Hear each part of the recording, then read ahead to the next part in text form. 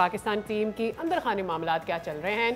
Who other than Naseem Rajput, cricket journalist and analyst हमारे साथ मौजूद है। अस्सलाम वालेकुम राजपूत भाई, मुझे ये बताएं, फ्रॉम देयर जब से आपने शुरू किया है क्रिकेट और यहाँ पर आज आप खड़े हैं, पहला मैच तो जैसे तैसे हार गए हम, दूसरे T20 में हमने कोई तब्दीली देखनी है या मैं और फैसल बैठ जाए विदाउट एनी एक्सपेक्टेशन? जी जी बिल्कुल। वालेकुम सलाम फैसल भाई, आपको आपकी को होस्ट और सब लोगों को, जो लोग भी हमें सुन रहे हैं, उन सबको बहुत बहुत अस्सलाम वालेकुम एंड वेरी गुड मॉर्निंग। अल्लाह करे कि मॉर्निंग हमने गुड मॉर्निंग कहा है तो आज दिन भी पाकिस्तान क्रिकेट का अच्छा हो। इस वजह से कि फैसल भाई, जिस तरीके की परफॉर्मेंस हम देख रहे हैं अपनी टीम की, चाहे आप एशिया कप उठा के देख लें, हर कोई बात करता हुआ दिखाई दे रहा है कि भाई इस कप्तान की जगह नहीं बनती। देखिए, जिस टीम में कप्तान की जगह नहीं बनती हो, अगर कोई तब्दीली होनी चाहिए तो मेरे ख्याल है सबसे पहले इस फॉर्मेट के अंदर सलमान आगा की तब्दीली होनी चाहिए। Salman Agha is a very good player for test cricket, good player for ODI cricket, but not good player for T20 cricket. हमें आज तक यही समझ नहीं आया हमारा कौन सा प्लेयर किस फॉर्मेट का है। पहले हम बाबर आजम और रिजवान से ओपनिंग करा करा के अपनी क्रिकेट का बेड़ा गर्क कर चुके हैं। अब वो दोनों ओपनर नहीं थे, वो दोनों की जगह टीम में बनती थी, एक 3 नंबर पे एक नीचे आके खेले। लेकिन हमने जेन्युइन ओपनर्स को जिस तरीके से तबाह किया था, वो सूरत हाल हम सब देख चुके हैं, उसको बार बार तस्करा क्या करना है। आज भी वही सूरत हाल दिखाई देती है। फखर अगर खेलेंगे तो वो 3 नंबर पे खेलेंगे, हालांकि फखर जेन्युइन ओपनर है, आपको उन्हें ओपन कराना चाहिए। कोई तब्दीली अगर हो तो मैं समझता हूँ कि एक तो हसन नवाज का कॉन्फिडेंस बहुत शैटर्ड कर गया। एक तो हमारे प्लेयर्स ऑलरेडी डेवलप नहीं हो पा रहे, आते हैं अच्छा परफॉर्म करते हैं, उसके बाद ऐसा क्या कुछ है पाकिस्तान क्रिकेट टीम के ड्रेसिंग रूम में कि वो सेटल नहीं होने देता हमारे यंग प्लेयर्स को। वो बहुत अच्छी परफॉर्मेंस के बाद आता है, लेकिन उसके बाद फिर वो परफॉर्म नहीं कर पाता। ये चीज मेरे ख्याल है कि मोहसिन नकवी साहब और उनके थिंक टैंक को देखना चाहिए। लेकिन सो कॉल्ड थिंक टैंक जो है मोहसिन नकवी साहब का, वही तो इन तमाम खराबियों का जिम्मेदार है। चाहे आप सिलेक्शन कमेटी उठा के देख लें, चाहे आप supporting staff, coaching staff team का उठा के देख लें, या कप्तान उठा के देख लें T20 के अंदर जिसको आपने क़यादत दी हुई है। अगर वो तमाम के तमाम आपको ऐसा लग रहा हो कि एक पेज पर दिखाई दे रहे हैं और यस बॉस वाली कैफियत है, क्या करना है क्या नहीं करना, फिर बादशाहों वाला निज़ाम है, जिसको चाहो खिला दो। आसिफ अफरीदी को आपने last test match South Africa के खिलाफ खिला दिया, उन्होंने 6 आउट भी किए, इससे इनकार नहीं है, लेकिन पहला हक तो अबरार का बनता था। अच्छा, अगर तीसरा स्पिनर किसी ने खेलना है, क्योंकि अबरार की टेस्ट क्रिकेट में जो ट्रैक रिकॉर्ड है वो बहुत बड़ा है। ये तो हमने आसिफ अफरीदी को चैलेंज दिए तो सवाल करना चाह रहा हूँ, मैं इस पे एक और सवाल करना चाह रहा हूँ कि पाकिस्तान की टीम जब आती T20 में, पहले नंबर से लेके 37वें नंबर तक अल्हम्दुलिल्लाह माशाल्लाह हमारे पास ओपनर्स ही ओपनर्स हैं।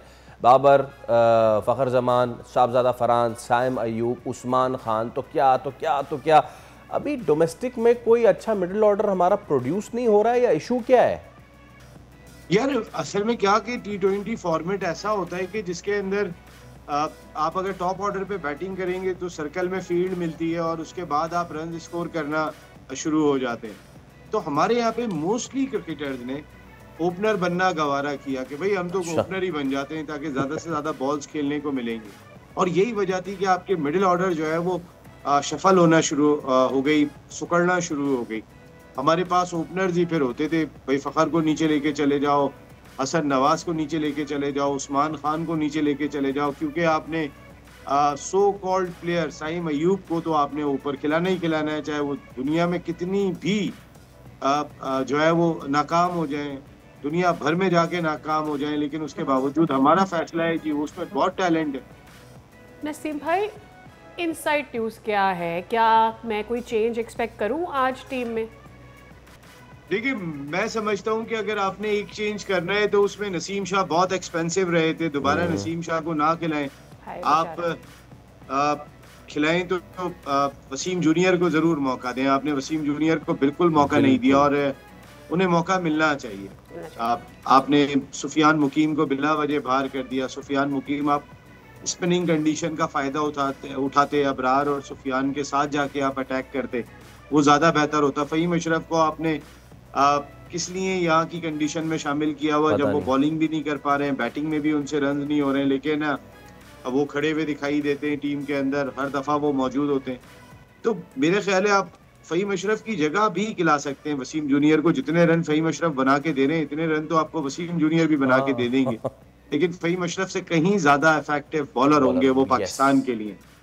और मेरा ख्याल है कि वसीम जूनियर की चेंज जरूर होनी चाहिए। Waseem junior in place of Naseem junior और फ़हीम अशरफ किसी की भी जगह उनको टीम में मौका मिलना चाहिए।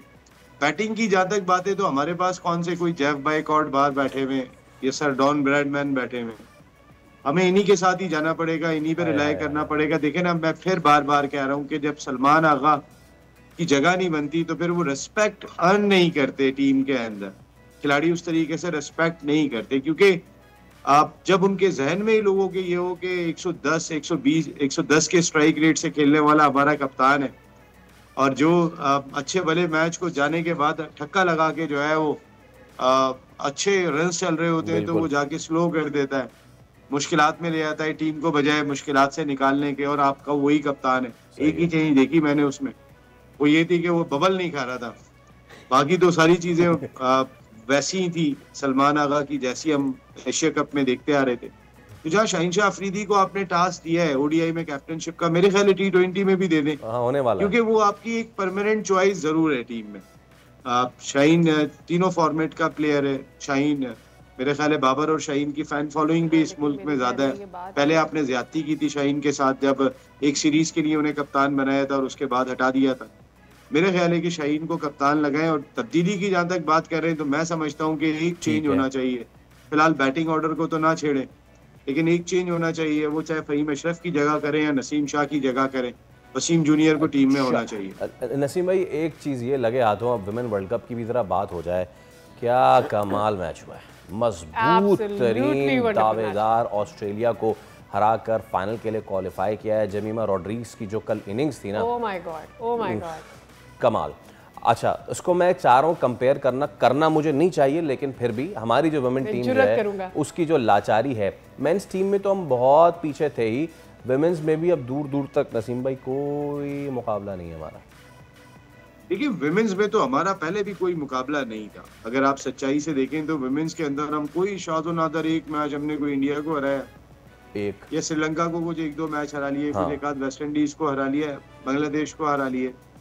हमने कौन सा कोई ऑस्ट्रेलिया को मैच हराया है, हमने कौन सा कोई इंग्लैंड को मैच हराया है, हमने कौन सा कोई न्यूजीलैंड को मैच हराया है। हमारी विमेंस क्रिकेट तो जो पहले दिन से स्ट्रगल कर रही थी वो आज भी उसी तरीके से स्ट्रगल करती हुई दिखाई दे रही होती है।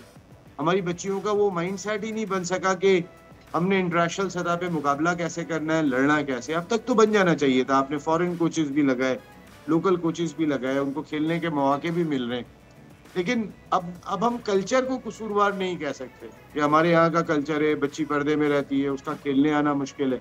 इतना तो हमारा पूल हो गया है कि हमें अपनी टीम एक अच्छी तैयार कर लेनी चाहिए थी। लेकिन पाकिस्तान की वुमेन्स तो आज तक बेहतर होने का नाम नहीं ले रही है। नीचे से टॉप किया उन्होंने इस वर्ल्ड T20 में भी, वो तो 3 पॉइंट आपको 3 मैच बारिश की नजर होने की वजह से मिल गए, वरना तो हम कोई 1 पॉइंट भी नहीं ले पाते। बाकी टीमों के साथ कोई ना कोई जीत जरूर दिखाई थी, लेकिन हमारे साथ तो कोई जीत दिखाई नहीं थी। तो हमारी वुमेन्स क्रिकेट तो फारिग है यार। आप मेरे ख्याल है कि बहुत सीरियस इकदाम करने की जरूरत है, और इतने ही सीरियस इकदाम अब पाकिस्तान की मेंस क्रिकेट के लिए भी दरकार है। विमेंस के लिए तो पूरे मुल्क के अंदर एक प्रॉपर मैं प्रॉपर का लफ्ज इस्तेमाल कर रहा हूँ, खाना पूरी नहीं होनी चाहिए। अच्छा।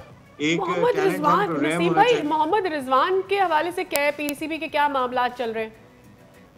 देखिए मेरे सोर्सेस तो ये कह रहे हैं कि पाकिस्तान क्रिकेट बोर्ड रिजवान को ज्यादा लेफ्ट कराने के मूड में नहीं है। रिजवान ओडीआई की कैप्टनशिप क्यों ली गई उनसे, ये एक बहुत बड़ा सवाल दिखाई देता है। मेरा नहीं ख्याल कि उनसे ओडीआई की कैप्टनशिप लेनी चाहिए थी।